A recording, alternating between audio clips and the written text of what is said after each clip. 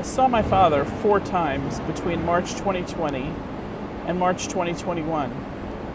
Each time, the conversation began with some version of this. Dad, you know I'd hug you, but it doesn't seem wise given the pandemic. Nan, they're overblowing it. It's not as bad as they're saying. Dad, we really do need to be careful. I'm 89. I'm going to die of something. If it's COVID, it's COVID. But Dad, it's an awful death. It's a lonely death.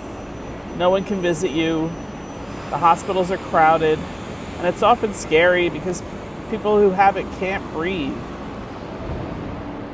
He never budged in his belief. The assholes had won. Right up to the part where my father died alone in a hospital in the middle of the night, April 27th, 2021. This was after nearly a month of agonizing after his initial diagnosis. Donald Trump and every enabler in his administration. Rush Limbaugh, whose obituary noted that on his radio show he'd likened COVID-19 to the common cold.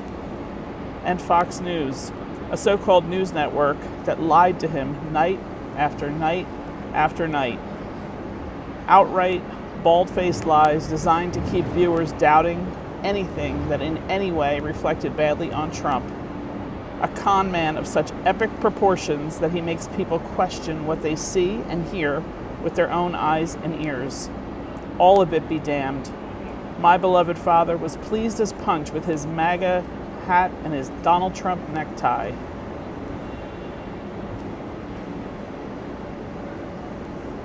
It made me gag a little. People wonder how thousands upon thousands of us in this country manage to remain in relationship with friends and relatives who have been conned by this cult leader. It is often excruciating.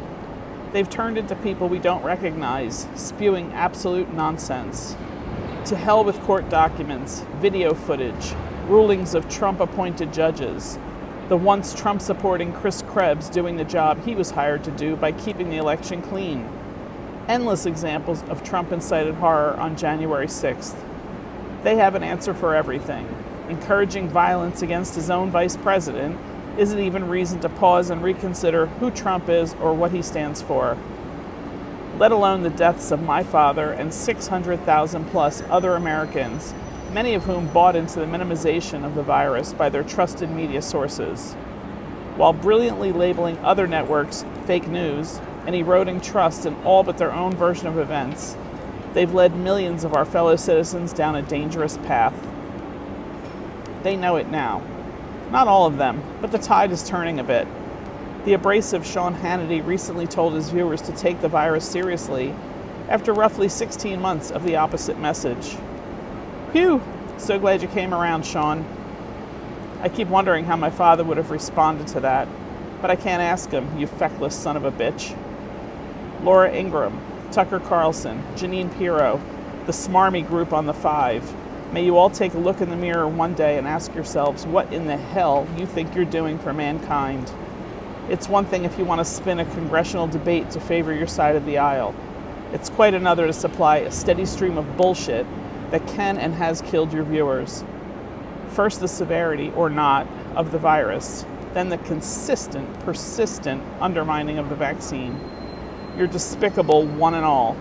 That word isn't even harsh enough, but I don't know how to better express the amount of seething that is occurring in the pit of my gut every day. My absolute and utter rage that Rupert Murdoch, yeah, I've been on his payroll twice, will get away with this, and it continues to this day. I know there are those thinking, but hey, your father didn't have to listen to them. He had a mind of his own. I've heard it called willful ignorance. I hear that, but let me ask you this. How willful is it?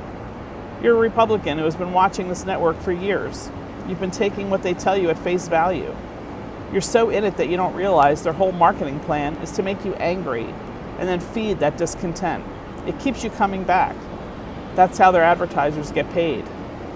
Do you think I ever heard a family member demonize immigrants before Fox News came along? Did I ever hear the Republicans in my acquaintance refer to black people as them prior to the Fox drumbeat of racial division? This script has been ingrained in Fox viewers for years. Who knew it could reach the point of endangering lives? Trump saw the space ripe for exploitation and nestled right in. And even many Republican politicians who found him reprehensible latched on to elevate themselves, paging the likes of Marco Rubio and Ted Cruz. Now we see them for who they are in the face of issues that are complex and require humanity outside the realm of politics. Soulless, with no bottom for depravity. I've written before about how having Trump as president showed us flaws in our country that it was vital we see and address. Maybe that's a glass half full way to look at it, even as our democracy teeters. I do pride myself on remaining hopeful in the face of adversity. It just never occurred to me that I'd lose my father in the process.